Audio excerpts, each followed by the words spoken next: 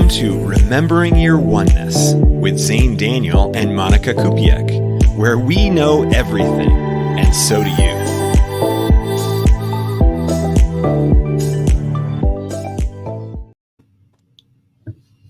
And there we are. Here we are, back in the present moment. Yes. Welcome to another episode. What are we on? Do you know? I think it's 13.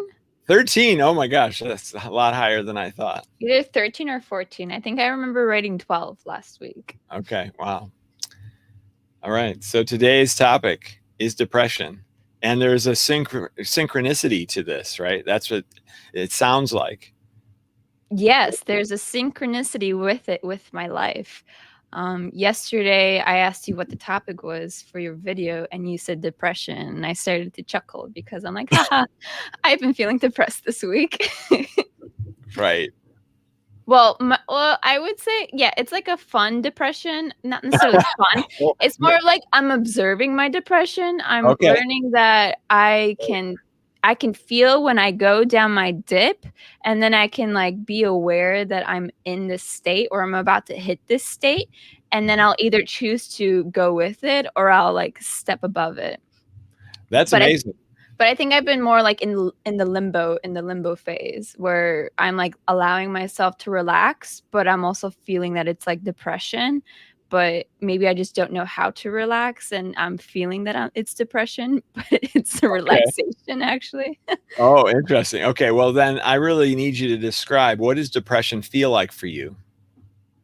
That I can't get out of my thoughts. And then my thoughts are overtaking my actions. Okay. That's what depression is. So how would you describe the thoughts, those particular thoughts that you can't get out of? Well, right now this week, it was more of I should get out of my couch and I should maybe work out. And then I haven't been. So then I'm just like lounging and lounging. Okay. And then what's the depression thought in that? Is it the wanting to get off the couch, but you can't, like what do you mean? That I want to be doing something else, but I'm still stuck in this one spot. Okay. Yeah. And then it's like more of I should be doing something else rather than just allowing myself to relax. But then I can feel like sadness coming in, and I think that's when like the dip of like depression kind of starts, where it's like I should be doing something else, something more fulfilling than just sitting around here and just waiting for something to happen. Right. Okay. So you watched the video that I just released, and I talk a lot about the right? This negative voice that's going on. So have you experienced that this week? Yes. So that voice was definitely present. And when you did a visualization of it being like a big, dark, like creature or form. Mm-hmm. And then I was like sitting on that lap, as you described to visualize it as. Yeah. And I was like sitting on the lap, but I actually felt like comfortable around it. I was like, oh, you're like my friend. You're not that crazy. But it's like, it's more of like an overcoming of like, okay, it's okay to have these thoughts and just like know that this person is present or this it is present, but know that you can overcome it and choose love instead. Because you were saying like, oh, choose love. But sometimes it's definitely hard to choose love because it's so easy and comfortable to be with that dark it in a way. Interesting. And that dark it is like almost like a comfort zone, and you just need to, be like, hey, thank you, but I'm going to move forward or move past this. Interesting. So how would you like, what are some of the negative thoughts, the negative it thoughts that you've been experiencing? Well, like I said, it was more like I should be doing something else. So it's like that should, could, would be like my key terms. So you're saying guilt, essentially, is your emotional experience. That could be it. Guilt, or even like worry could be it also. Oh, okay. Like so worry. It could be like a worry that I'm not doing anything fulfilling, or that I should be, doing something else. So I'm worried that I'm losing time in a way, or that I'm wasting my time just sitting around here. So it's like, I don't know how to, maybe I just don't know how to relax. Right. Yeah. Well, it's kind of interesting because I actually went through that too. Like, cause I was in that Airbnb for 2.5 months, and now I'm back in the van. And when I experienced that transition, like when I was in the Airbnb, I was working hard. I was getting all this stuff done. I was feeling great. And then when I got back in the van, I found that I just kind of wanted to goof off all the time, even though there's a big part of me that's going, no, you were doing great. Like, you were getting lots of stuff done. Like, don't let this transition, confuse you. Like, keep working hard. And I just was like, I don't feel like it. And so it's been really difficult to kind of ramp back up. And I really was looking at it like I thought I was in vacation mode, because I do love being in the van and I'm driving somewhere new. I went to a new town that I've never been here before. And so I'm exploring, and, I was recording videos with great backgrounds and stuff, just, having fun. And then going, oh my gosh, my work is piling up and piling up and piling up because I'm just having fun all the time. But so I didn't actually look at that as depression. I looked at it as me being, like I said, being in vacation mode. I also felt the urge to have like pleasure, like eat particularly, maybe not my normal meals, something a little bit more fun. Or I even felt like, having wine, which I never drink, I hardly ever drink, but I found myself wanting to do that because I wanted to have that stimulation, that positive stimulation. So after hearing what I just said, are you like, oh yeah, that's depression? Well, I feel like it's a minor form of it. Definitely not like a full one. It's more of like yours was more of I guess you could call it that vacation mode, but it was more of you were doing so much in your flow, and then you just took a step back from it. Because you never really felt sad that you were in your Airbnb, did you? Like, did you did you ever feel like, "Oh, like, this isn't me, this isn't good enough," or No, so not at I all. wouldn't call yours a depression. I think it would just be a different creative flow. But I'm Right. like, I will, like, actually like, I think it was yesterday or the day before, I was just, like, laying around, and I'm like, "Whoa, I feel this, like, emptiness inside. I don't feel good Oh, right now."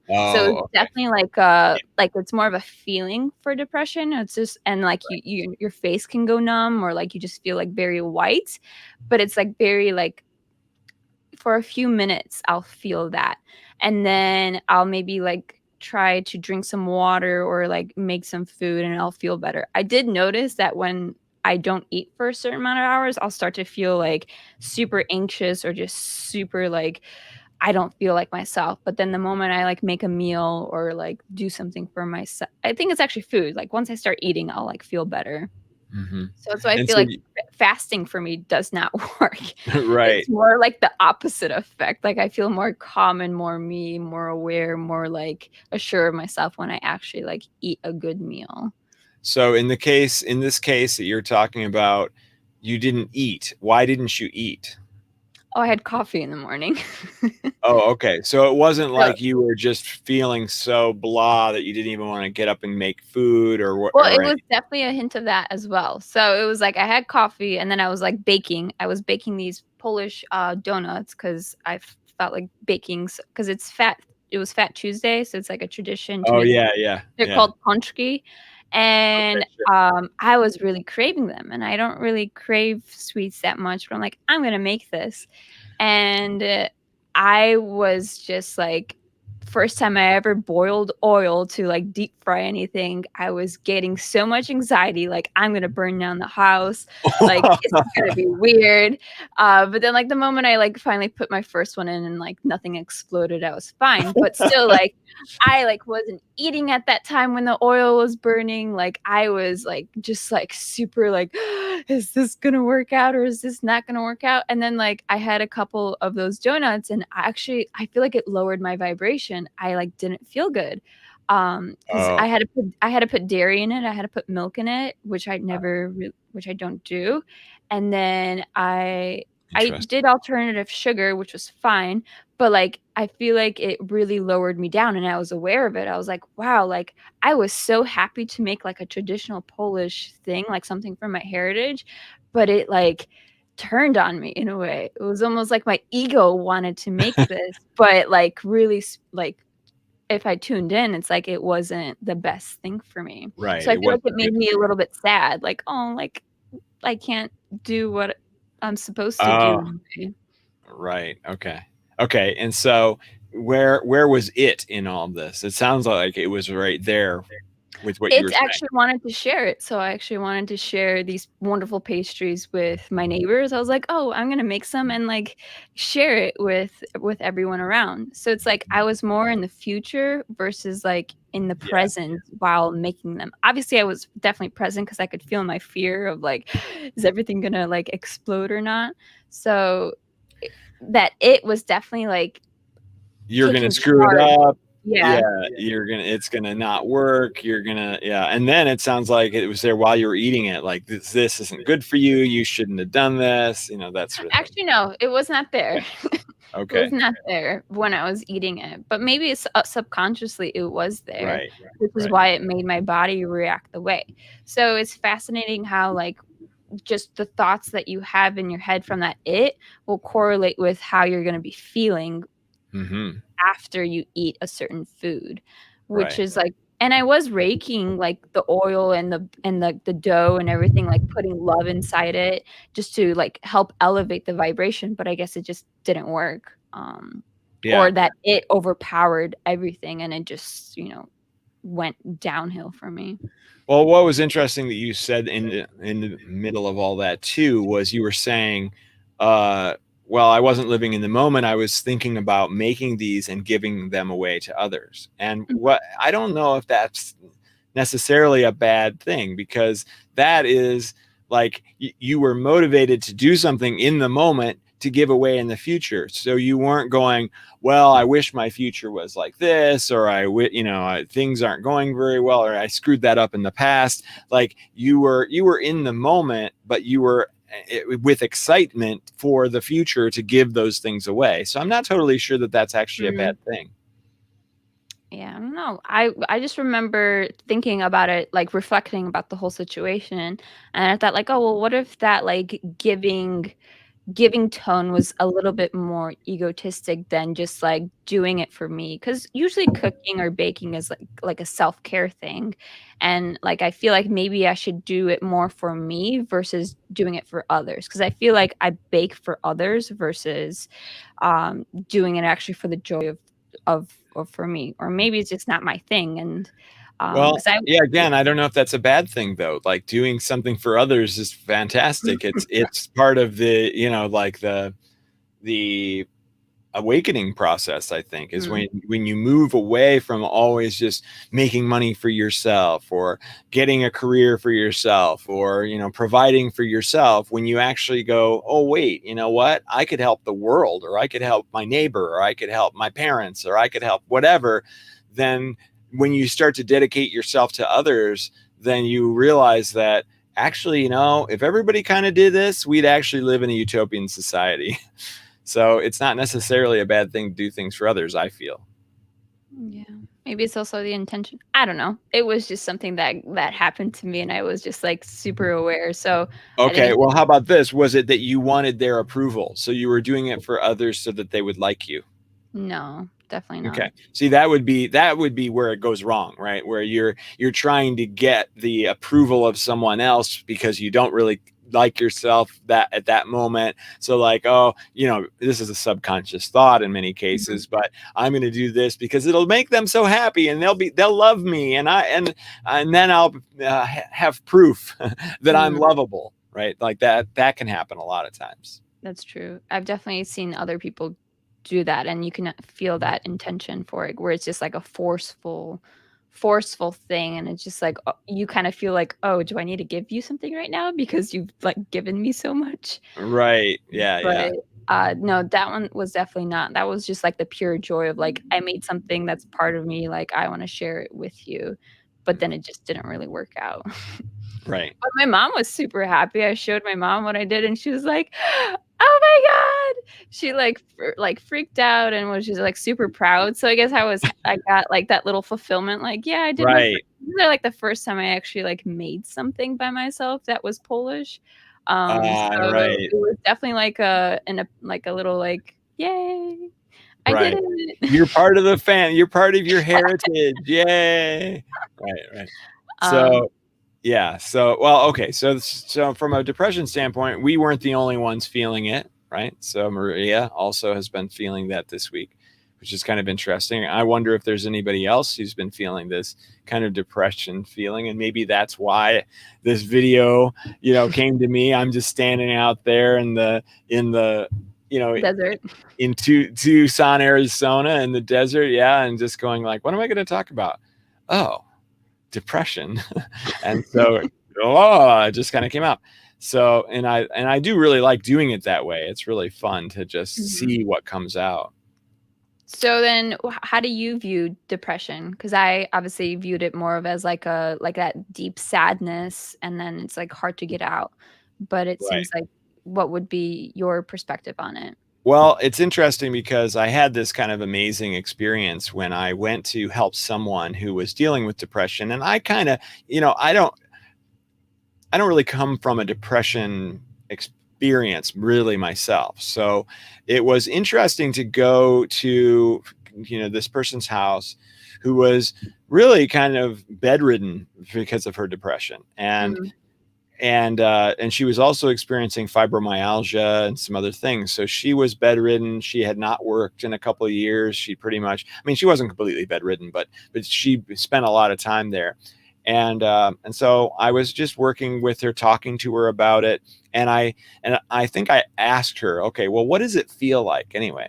And so instead of answering me with verbs, she grabbed this book, this like sketchbook actually, and she had drawn a picture of herself, and it was like from the top down, and she's in a bathtub, and she's like doing this, like she's hiding from something. And I was in it, and I, as soon as I saw that image, first of all, I started crying because it was so beautifully drawn, and it was so like authentic, like what she was really feeling. I really felt it. And then I just started downloading, and it was pretty much my first download experience. Like this was pretty early on. And I just suddenly started talking about that whole it concept. And I had never thought of it before. It just came flowing out of me. And I ended up talking to her for like a couple of hours. And it was just going on and on and on. Like I almost couldn't stop myself from talking about it and what it was like and everything. And you can watch the video if you're interested in knowing more about it. But the general concept is that these negative thoughts that you have are usually the thing that's causing you to have this depression experience. But, it could be a chicken and egg thing. It could be that you feel really bad, and so you have negative thoughts, or it's because you have negative thoughts that you feel really bad, or whatever. So when you asked me just now, what do you think of with depression?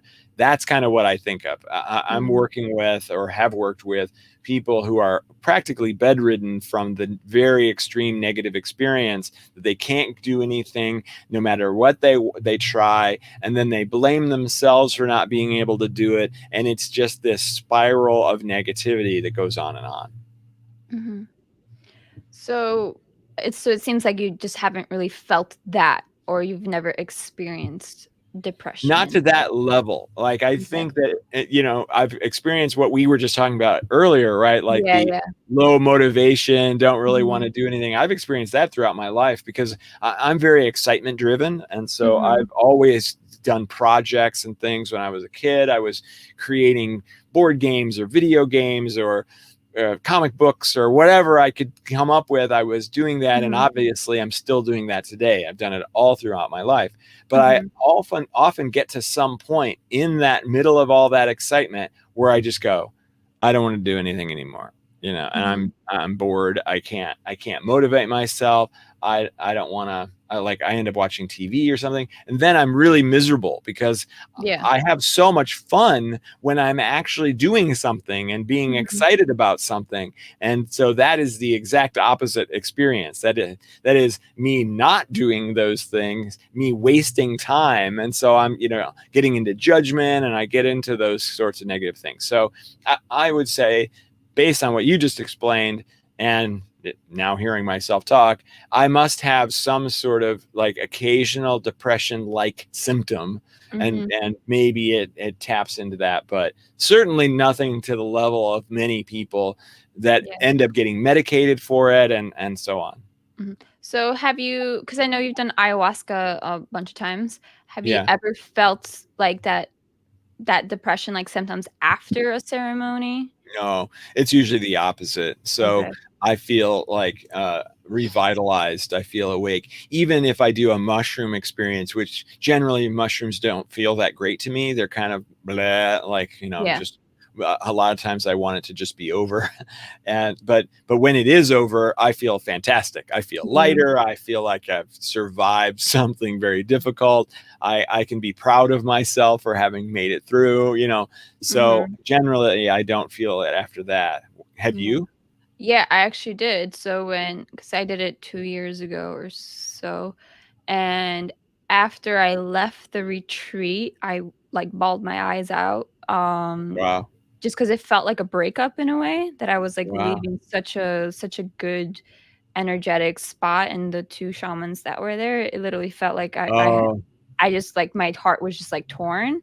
Uh-huh. And it took me a while to get back to, I guess, like society in a way. When I got back to Hawaii, I just didn't know what I wanted to do with myself. I think I had to like just live through the messages, because my messages were just very heavy. And I also like broke through from my injury that I had. So I had pain from my ankle all the way up to my brain, like static pain of like levels of 11 almost every day. And I Right. didn't have it anymore. And so Oh, like nice. I was learning to be with my body without this pain. So Oh, like it yeah. kind of actually made me depressed. It's like, Wow. whoa, like what's this silence now? Like I don't know what to do with this silence. Because before I'd be like, okay, how do I get out of this pain right now? How do I make myself feel better? How can I, it was like a constant like a run with my life. And then when everything just like stood still, it was like almost like bittersweet, like too good to be true. Like it's real right now. Like, Yeah. like, am I okay?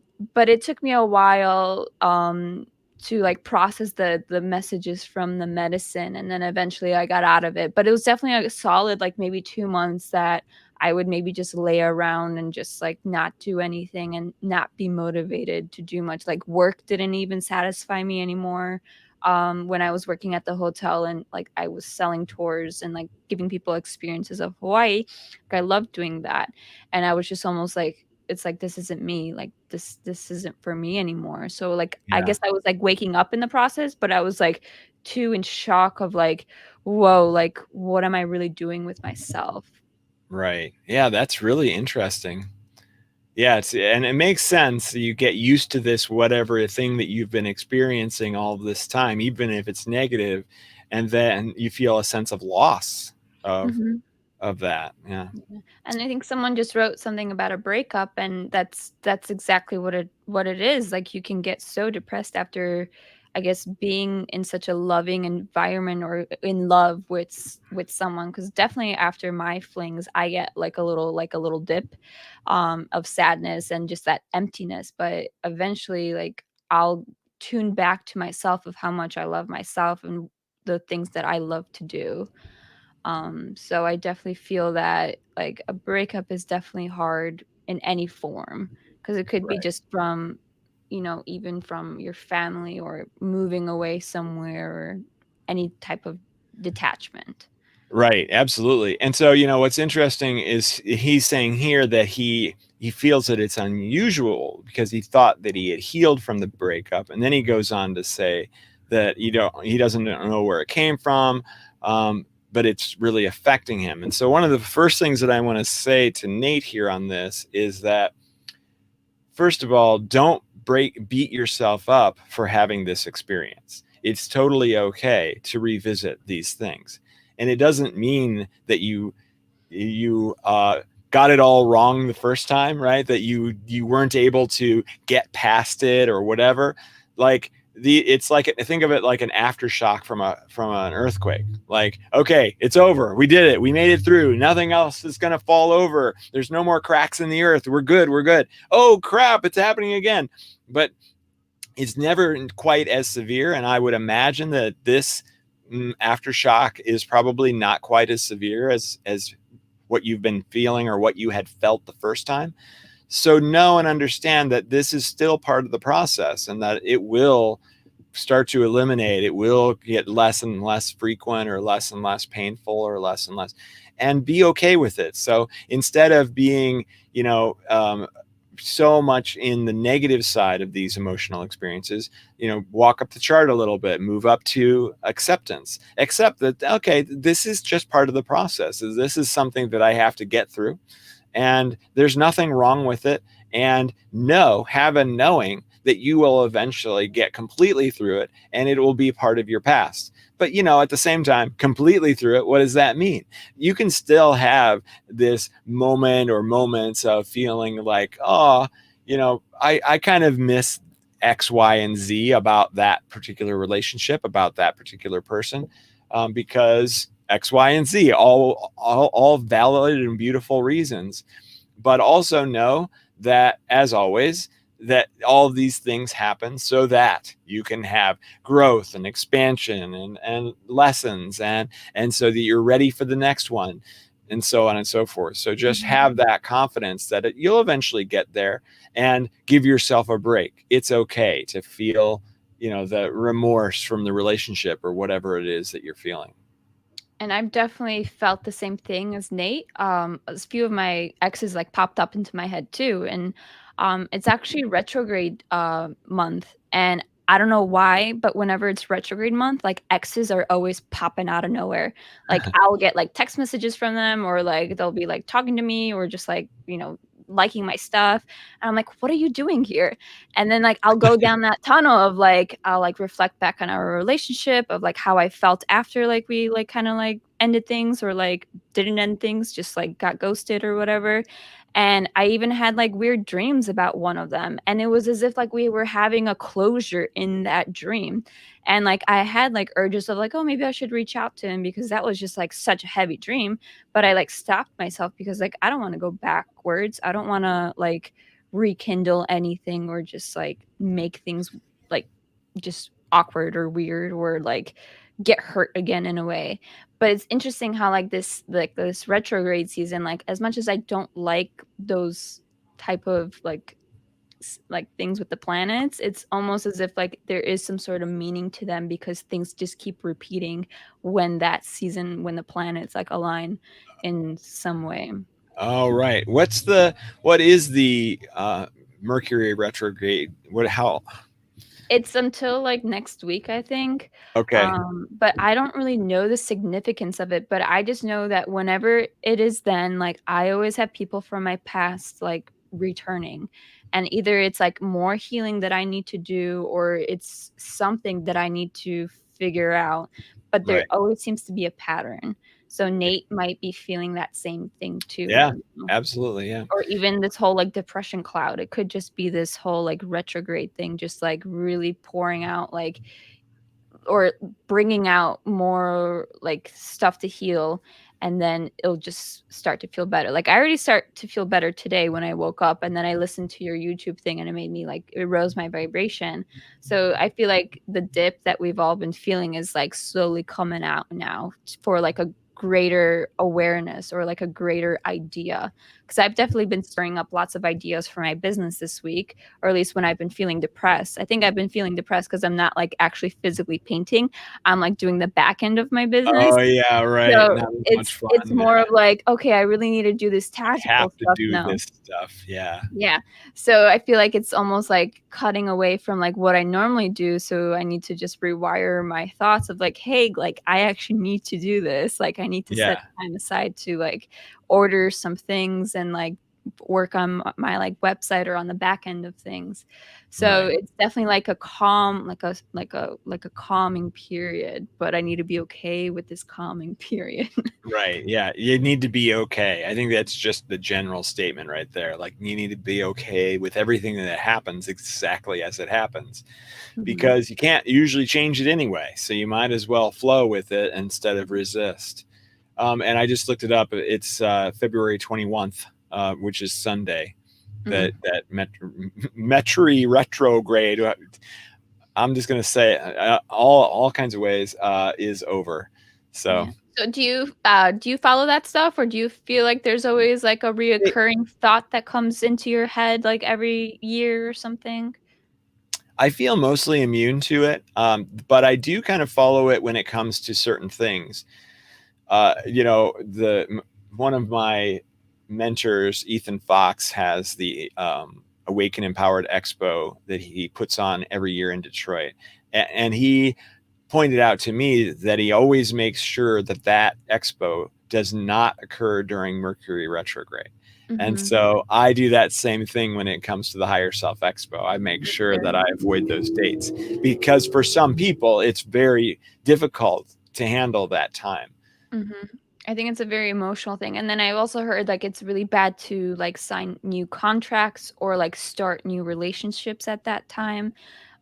So I'm always, like, aware of that, and it's funny because sometimes when an ex comes back into my life, it's, like, right before retrograde or, like, during retrograde, and I'm like, "Red flag right there, like, don't start anything right now." Yeah, And then interesting. usually it, like, fumbles away, like, after the retrograde, so it's almost like a test. Like, you have this really big test of, like, how strong is your inner power? Like, are you gonna let this person back into your life and feel miserable, or are you actually going to, like, surpass it and allow someone new to, like, flow in? Um, or just have that time to be by yourself, because I feel like alone time is so, so powerful, because 'cause you'll learn so much more of your own needs and what makes you happy versus, waiting on someone else to make you happy.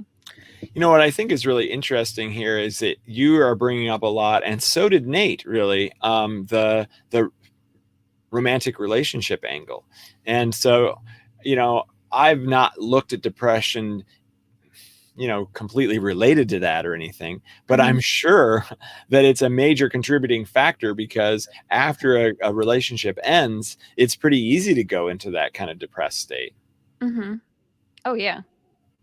Yeah. It's like the most easiest one, or even, like, a death of a loved one. I Yeah. was just watching, the show Queer Eye yesterday. I don't know if you know it, but Mhm.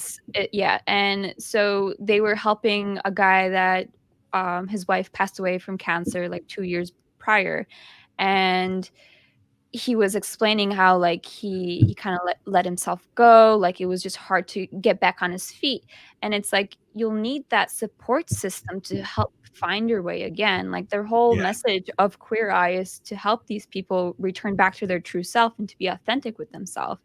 And it's so cool that, like, they're just being themselves, and it's helping other people motivate to see themselves too for the way that Right. they are, and it's okay to be the way that you are, whether you're gay or straight or whatever you are. And I think that, like, when you are depressed, that it's really healthy to reach out to someone else that you can just talk to.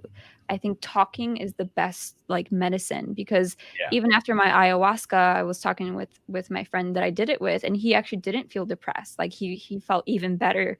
Like, we had the complete opposite experience.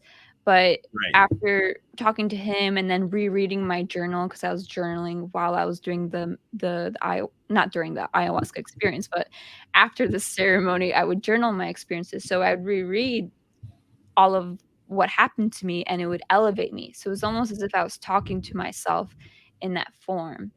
So I feel that depression needs to be with a support system, whether it's, like, going to, like, an AA program, or going to, seeking a new friend, or talking to your family.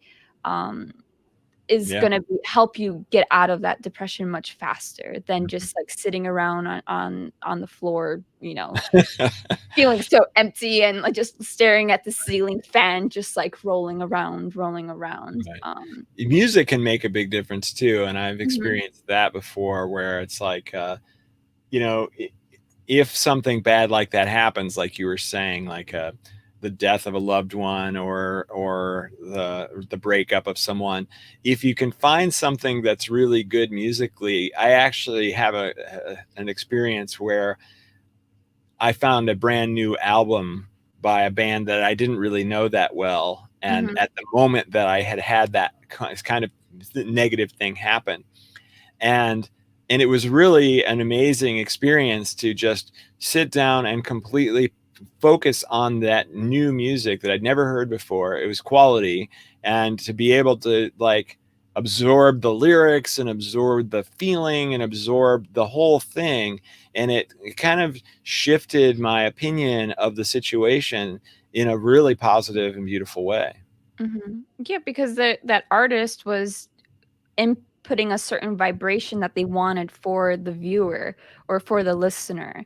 So tapping into the music is also really good. Or maybe you are the musician and your depression is making you stop, but the moment you pick up your guitar or you go onto your piano, like your intuition is going to be like, hey, good job, like let's learn something new, or let's try this new melody, and you'll have this new creative flow. Because I always feel that your depression is going to help you create something new, or it's going to the next level. Like even though it is, you have like digged a huge hole, like the moment you come out and like feel the sun, it's just gonna feel so good. And just coming from me, because I've had tons of like little depression things, like I'm okay now, like I'm okay. Like this week was pretty like weird, but like right now I'm probably, after this podcast, I'm gonna go and like create something, because I feel right now that I'm ready to create something. Right. Another thing that actually comes up a lot, I think, is that people will get, and we all do this, will create an untrue narrative. They'll create an experience or what they think is actually happening, and it's nothing like as bad as they think it is. So we can go down these paths of believing that the girl doesn't like us, or the guy doesn't like us because they didn't call us back, or they didn't do this thing, or they didn't do that thing. And so then we go into these, oh my gosh, I was all wrong on this, and I thought this is something better, and blah blah blah. And so we create these fantastic and terrible like stories, and then it turns out that those stories aren't even slightly true. And so when we lie to ourselves and believe these untruths, and then we have a whole bunch of emotional experiences as a result of those lies, then now, you know, then what kind of stories are we going to tell ourselves while we're in the midst of that depression feeling? But more bad stories. No one ever likes me. Nobody ever thinks to call me back. No, you know, this happens to me all the time because, and then we invent reasons why people wouldn't like that. See, this is that it character that I was talking about in the video. This is that fear response system that's trying to keep you from getting hurt by making you hurt. You know, it's like this horrible like paradox, but by keeping you away from the world, then now you don't risk something bad happening to you other than what it does to you. And it loves to make you feel bad because that's a control situation. So just like you were talking about, oh, well, I feel kind of comfortable sitting on its lap because that is my place. That's me by myself, and I know that. But if I go out into the world or I have these experiences, I don't know what's going to happen. It could be good, but it's probably going to be bad, and it's going to create more reasons for me to be shameful for my actions, or to be made fun of, or not believed, or, you know, on it. Yeah. I completely agree with all of that. I had something to add, but it just like went out of my head. Yep. I understand. I can't remember what I was gonna say or what I was gonna add to that. Well, I was talking about telling a narrative, an untrue narrative. Maybe that jogged your memory on something. No, I don't know. You definitely did something to my mind. You're gonna be like, oh, I'm just gonna talk for the rest of the show. We're gonna like make Monika not remember what she wanted to happen. Well, here's a good one from Nate. So how can I discern a story that I've created from my intuition? A lot of times things are usually as bad as I sense that they are. Ooh, okay. So what's interesting about that last little bit there, things are as bad as I sense that they are. Bad is a judgment. So you can't have bad or good unless you are judging the situation, unless you are deciding that the situation is bad. So if something bad happened to you today, where you were like, oh, this person ghosted me and they never want to talk to me again. Okay, that's bad, right? So it turns out maybe 6 months from now, you look back on that and you go, oh, well, they were kind of a jerk anyway. Like that person, probably for the best that I got ghosted and that they didn't want to have anything to do with me, because actually that would have made me more miserable if I would stayed in that situation. So it often is when you have enough time to look back on a situation and you can actually judge it with a little bit more information, really, like being able to say, oh, that wasn't bad. It felt bad at the time, but actually it was a good thing. And it opened me up to meet the next person or the next situation, or I learned great lessons from it. Maybe I said something that was offensive or that hurt that person. And so now I know, I realize what I said, and I can be a little bit more sensitive moving forward. There's always a way to look at something as good and a way to look at something as bad. So check to make sure that you're not jumping to the conclusion that's bad first. Do you have something to add to that? Because I want to ask her the other half of his question, but go ahead. Yeah, because I actually remember what I was going to say. Oh, okay. It's actually, which goes in line with Nate. When you sense something that is going bad, it's usually you need to communicate with that other person. I think a lot of these scenarios where we feel bad is because we're not communicating at all with the other person. I just had a friend recently that, he just started like a semi relationship with someone, and she like didn't respond to him for a couple of days. So like he didn't eat, like he was having issues, like he was not feeling good at all. And I'm like, you're the guy, like communicate, like say like, hey, what's up, like how's your week going? Because me as a girl, I was always waiting for a guy to do that to me, and that was my fault because I never communicated. Be like, I never texted first, or I never did stuff sometimes, but I told him like, hey, you're the guy, she's probably like me and is waiting for you to text her. And sure enough, that's what happened. And like I told him like, just go hang out with her, like ask her out, like go for lunch or something, invite her to work, because he works at a restaurant. And sure enough, like everything was fine. All he had to do was just communicate with that. So like sometimes if Nate, if you're sensing something is off, like just communicate with it. Maybe it's something bad, like you feel that they're cheating on you, like just communicate with that. Be like, hey, like are we okay? Like it could be a really hard conversation, because I've definitely had guys that have cheated on me and I've never called them out on it. I would just let it keep going until I finally like figured it out, or like it became present. But like you're just hurting yourself at that point, and you're lowering yourself to like a worser standard in a way, because you're not honoring who you truly are and what you truly deserve. So I think that communication is like the number one thing, and that's definitely what I have learned in my previous flings, that I just need to communicate better when I'm with someone. Be like, hey, this is what I like to be communicated with as, like these are my expectations. And off the bat be like, hey, are we going to go more serious or more like casual? And I think that will break a lot of the judgments that you may ever experience. One of the other, it could be true though. I mean, he was also talking about somebody who is in his past. So it may not be possible to reach out and have that sort of conversation. Or maybe it's just something that he needs also. So maybe like, because I've definitely had that too, where I'll think of someone from my past and I'll actually like reach out to them, because then my intuition is just like strong, like you need to reach out to them, or you need to like get some more closure, and it'll actually be super healing, or you'll get a friend out of it.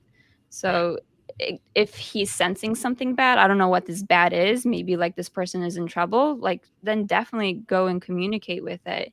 But if you feel that it's maybe something just not that dominant, but it's just maybe more of an internal thing you need to work through, then do it that way. But I mean, the worst scenario is like if you reach out to them, they won't respond to you, but then at least you'll know that's that's it. But you still communicated or tried to communicate. So yeah, and then so to answer the first part of his question, which is how can you discern a story that you've created from your intuition? And that's an interesting one, because the intuition is generally going to be more of a positive statement, and the story is going to generally be more negative. Your intuition is not going to say that they hate you, they don't ever want to have anything to do with you again because, and then there's these negative reasons, like because you're, you smell, or whatever, like whatever your negative thinking is. That's generally not intuition. That is that it character we were talking about earlier. Intuition is going to be like, well, maybe you should go, call them, or maybe you should give it a couple of days. But it's never going to be a full story. A story is definitely not coming from your intuition. Your intuition isn't going to give this full explanation for what's going on. Your intuition is going to give you mild kinds of guidance. Like I said, don't call them tomorrow. Maybe head this direction, maybe head that direction. It's not going to be, well, she doesn't like you because of this, this, and this. That's not intuition. That's you coming up with answers or stories. Mm-hmm. Yeah, it's very true.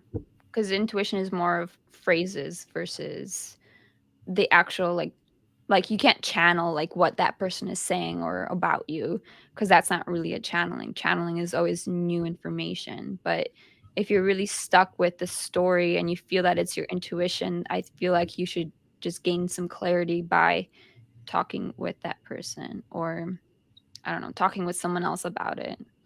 Yeah, I like that. Absolutely.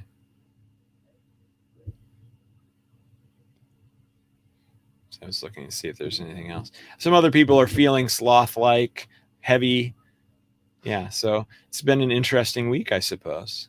Mm-hmm. So I wonder if come February 21st, we're all gonna like wake up and be like, yeah, let's do this. We're all done with this. Let's kick some ass for the next 2.5 months, or whenever the next Mercury retrograde is.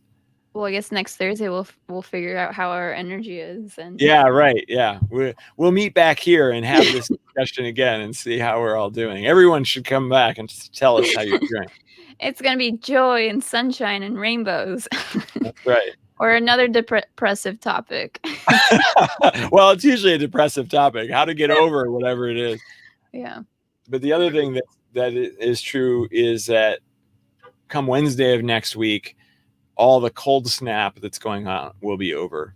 So like the crazy people in Texas who don't have power because they're at negative, or they're at 15 degrees or something. They've never been at 15 degrees before. There's places that don't have water because the freaking water, whatever thing froze, because it never freezes because it never gets down to 15 degrees in Texas. So they've got no water, no electricity, and it's 15 degrees. With no electricity, that means no heat. Yeah. So it's pretty screwed up. Mm-hmm.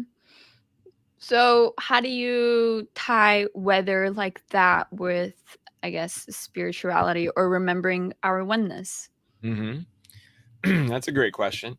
I would say that it has to do with, anything that is difficult, any person that you run into that is mistreating you, any situation that you experience that is painful, you can look at it as your greatest teacher.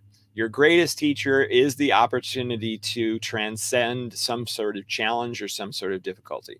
So the people that are in 15 degrees with no electricity and no water, they're having this incredible opportunity to now maybe help each other. Somebody comes up with some sort of clever solution. Oh, I've got a generator, so I'm gonna try to get all my neighbors to plug into it, and we all have to go out and get gas for it all the time. And so so there's some sort of unified thing. Or your ability to handle difficult situations. Okay, I'm not going to be able to cook anything for a while. I'm going to have to eat like fruits and things out of a cold can, because I can't heat it up. All right, well, I'll survive. This is a great chance for me to prove that to myself, that yes, I'd prefer it not to be this way, but I can do it, and then all will be well. And then I will be stronger, and I'll be able to trust myself in future situations, because hey, I made it through that crazy time. I can make it through anything. Yeah. It's just helping you raise your self-awareness and knowing your inner strength and applying it as your physical strength too. Right. Yeah, it's kind of what yoga does, right? Like they put you in very uncomfortable positions, Monika, and then you've got to hold them and hold them and hold them, and you're like, I can't do this anymore. I absolutely cannot do this anymore. I'm done. Oh, I'm still doing it. I made it through that. I guess I can just keep doing this for a while, and it strengthens you. Well, it's just like that. That's that it voice, isn't it? That I can't do it, and it's there with you. Yeah. Yep, I can't do it. I'm not good enough. I'm too weak. I haven't been working out enough. I'm out of shape. All these negative thoughts are those it thoughts, and that aren't you. Your being of light that's inside of you is saying, of course you can do it. You can do it. Just do it. It'll be great. It'll be beautiful. It'll be wonderful. You'll be so proud of yourself. These are the positive thoughts that we don't listen to when we're uncomfortable, because we're so uncomfortable. We're allowing all those negative ones to come through. You've got to stop doing this. This is killing us. Like really extreme, ridiculous wording too. If you think about it, it's not really killing you, right? But you're going to use that terminology. I am starving to death, right? Like what we use these very doomsaying phrases as normal everyday thoughts, but they're not. It's like nowhere near. I am, instead you go, I am slightly uncomfortable because I am very hungry. That's the truth, right? I am not starving to death. I am slightly uncomfortable. I would prefer to not be this way. I would prefer to eat some food, but it doesn't look like there's any available right now. So I'm going to have to figure out another way to handle it. Not I'm starving to death. Pull over at the next McDonald's. I'm going to eat the crappiest crap. I don't care. Right. Yeah, it's part of like a mental strength, and also just really defining what it is that you're, I guess, looking for in a way. Do you want this misery, or just that self-acceptance per se? It's just accepting the state that you're in, and then working around it, or working with what you have as a means to survive, and also just believing that you can, move past it. It's similar to like how in the olden days they say Jesus went 40 days and 40 nights without food and water. Well, it's like he learned something if he really did that. And what is your 40 days and 40 nights going to look like? What was your long-term struggle that you move past from? Whether it is a depression, maybe your depression lasted for 40 days and 40 nights. Well, what made you overcome it? What was this one thing that really sparked you out of it? And maybe it's going to be longer than 40 days. Maybe it's going to be longer than, or shorter than that. So it's like there's always something that's going to redefine you and make you known of who you are. I remember the first spiritual thing that I did. It was A Course in Miracles. I don't know if you've heard of that, but I did that. It was like 365 lessons of how to like rewire your mind and just get more in touch with yourself. And I did it in like a year and a half when I was 18. I finished it when I was like 20, like maybe 19 or so. After I completed it, just like ayahuasca, got super depressed. I'm like, wow, like I just did this. Now what do I do? And it wasn't until I found rock climbing. I found rock climbing and I found my own strength, that the power within me was really in me, or the strength that the thing that the Course in Miracle was talking about is really inside of me, that God is inside of me, and that I can pull myself up to this next rock or to this next level to raise myself up. So it's like, if you get in that depression state, it's like, where are you going to reach next? That's going to help you elevate you. It's really inside of you, getting that mental talk back aligned to acceptance, or back in line with, your true self, or just those few motivating words that can help you. Right.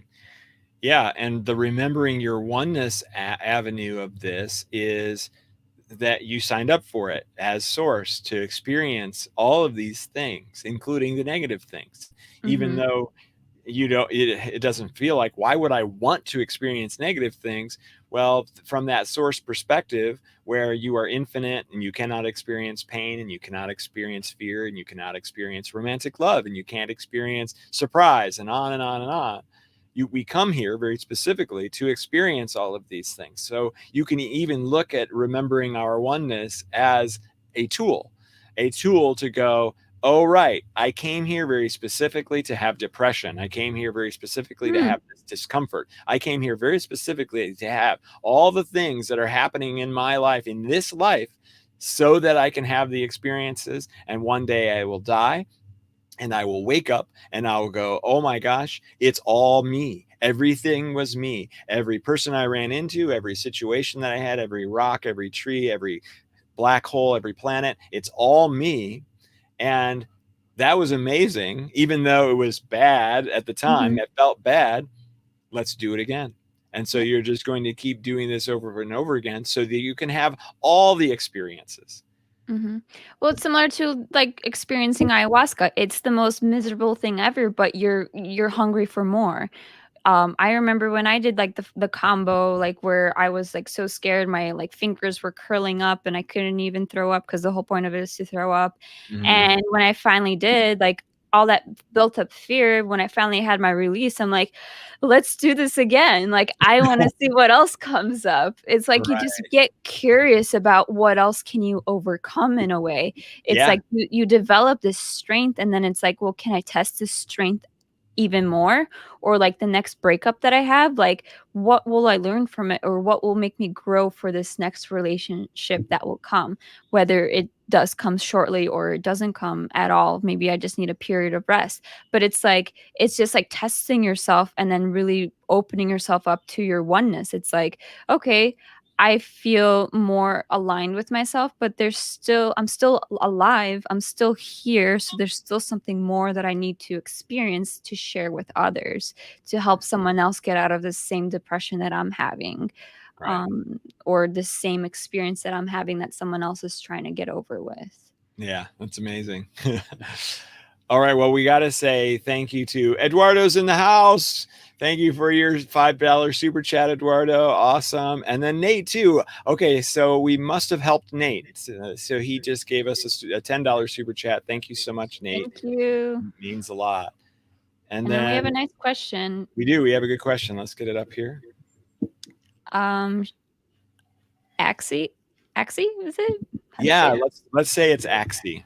That seems like a good way to say it. Do you guys have any advice to being consistent, please? Like whenever I start doing a mental diet or something, I lose hope in a couple of days and I completely drop it. That's a fantastic challenge. Do you have some thoughts on that, Monika? Yeah, I would say make a mental note, or like physically write it down when you want to cave into something, and then just reevaluate why you started this diet or this new thing, and then it'll help you go through. And then maybe maybe will have a cheat day, but then you'll realize how in your body you don't feel good because you had this cheat day, and then just start over again. So don't drop it completely, but then just take small little habits that will then turn into this new thing that you want to experience. Even yesterday, I told myself I'm not going to do social media after dinner. And there were so many times that like just naturally I wanted to open up Instagram or open up like Facebook or something just to check my messages. Because usually I talk to people on there. So it's kind of like a text message for me. That's why I open it so much.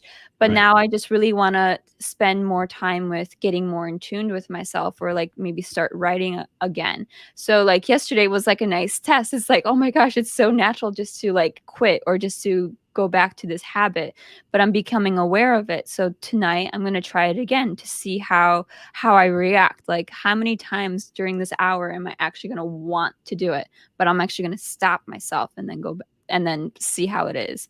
And if I feel uncomfortable, like, yeah, I'll open it and then like get the whole like, okay, I feel good, but there was nothing here. So why did I like make this up in my head that I needed to check my messages?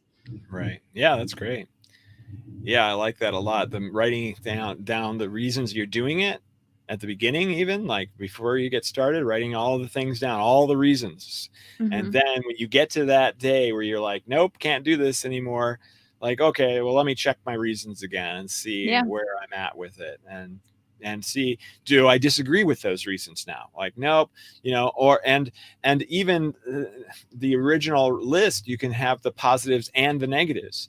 Like, I'm not going, I don't like these foods, or I have a tendency to give up on things, like, put down all the negative reasons why you shouldn't maybe do it. And then when you get into it and you have those moments, go, okay, which of these things are still true and which of these things are not true, are actually lies that I've told myself that I'm not very good at this, but I actually am. That I really like that method. I think that's awesome. And then diets are cool because you can actually list out, like, is there a certain food that lowers my vibration, or is there a certain food that makes me bloated or not feel good? Like, I always have this with coffee. I get a little bit more anxious and like I get a little bit like sweaty, or like maybe sometimes I'll have like a breakout from coffee, but I'll still drink coffee and I'll still have the same reaction. So it's like I still haven't, like, I'll have this craving for coffee and then months later I'll not have a single cup of coffee, and then I'll be like, okay, it's time for me to try coffee again, and I'll have the same reactions. Yeah, but I feel like maybe if I like list the reasons why I shouldn't have coffee, maybe I'll be like, oh right, I'll have all of these reactions and I don't want to have that. Right. Yeah. You got to remind yourself of it. That's funny. Yeah. But yeah, sometimes we need that like physical, like written down, like reason why it's not working, because like a mental check isn't sometimes strong enough than like a physical, like writing it down.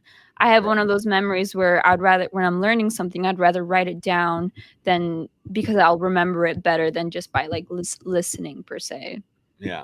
Another way, depending on who you are, Axie, you might be one that can't make or doesn't like to make a giant change. So if there's a way to do a small piece, like, okay, I'm not going to have, ice cream anymore, but I'm still going to eat all the other things and see how that goes. Again, it depends on the person. Some people do better with cold turkey approach, and some people do better with a slight modifications approach, because what it takes is, I think it's like 17 times or 17 days to create a new habit. So getting through those first 17 days in whatever method you can come up with will make it a lot easier down the road. Yeah. Or just create little mini milestones, and then you'll work up your way to that new thing. Right. All right. Well, it's already been an hour. That went very fast. Yes, thanks everybody. I do want to throw out there, we were talking about heartbreak a little bit, and that depression from heartbreak, and it's pretty neat because I actually have an activation on my website that helps with that.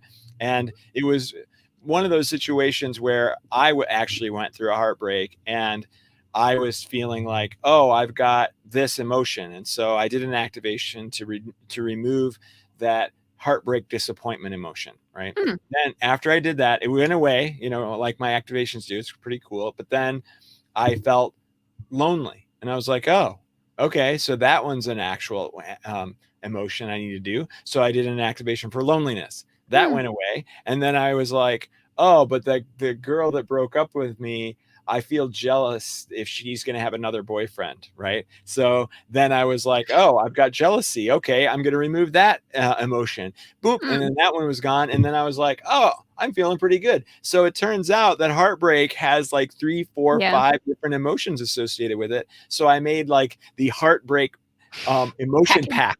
Right. Yeah. So you can download and it gets rid of all the different things associated with heartbreak. I think I'll go and download that one. Yeah. Just to prepare myself. Wait a minute. That seems like you're not living in the moment. No, I'm just kidding. Like, I mean, it's just like for fun. But no, I think that'll definitely help for like future or, you know. Yeah, and that's the thing is those activations are very specifically for the moment. So you don't want to do them. You can, but you don't want to necessarily do them before it happens. It'll do something, but it's not the same as when you're feeling that emotion, you do it and it just removes it completely. Well, hopefully I remember the next time I feel that I'm like, let me go to Xane's website and go get these activations. Every emotion is on there too, like anger and frustration and sadness and fear and anxiety and all the different ones are on there. So it seems like you're the cure doctor for these emotions. That we should just call you Dr. Xane Daniel, right? Or doctor in quotes because you don't really have a doctor's degree. Yeah. Energy doctor. Yeah. But well, they're like pills. They're like anti-emotion pills. Is like, and it's quick, right? It's just like me saying my keyword and it's gone. So it's pretty cool. And your pill's name is Awaken. The Awaken pill. Yes. All right. Well, thank you, everyone. We'll see you next week. And be sure to check out our websites if you want to connect with us more or on social media. Xane obviously is awesome. He's got tons of activations. So be sure to check him out. Yeah. Well, and Monika's awesome too. I think I read your facial expression on that. That's amazing. Yeah, Monika's awesome too. And she can paint amazing paintings and she does yoga. And you should check out her YouTube channel. It's fantastic. You know what? Sometimes it's just easier to just talk about someone else and talk about yourself. So I don't know why I said that. No, right. I'm so great. You should check out all my amazing things. That you'll love it every second of it because I love myself. How else would you feel like, right? Yeah, I understand exactly what you're saying. And then I have to do one more thing. There's I'm doing a retreat this weekend with Geraldine Orozco. It actually starts tomorrow. It's a full weekend retreat with a yoga instructor and this whole thing with, lots and lots of healing and lots of lecture and insight and all that. And it's only like $200 for a full weekend and you get to do a retreat from home. So if you haven't checked that out, you can get to that on my website. If you go to classes, it's the first one on the list. On xanedaniel.com. Well, good luck with that one. And I hope you make people brighter and happier and more remembering their true self. Yes, remembering their oneness. Yes. I can't see it any other way. Okay. Well, bye, everyone. Bye, everybody. Thank you. See you next week.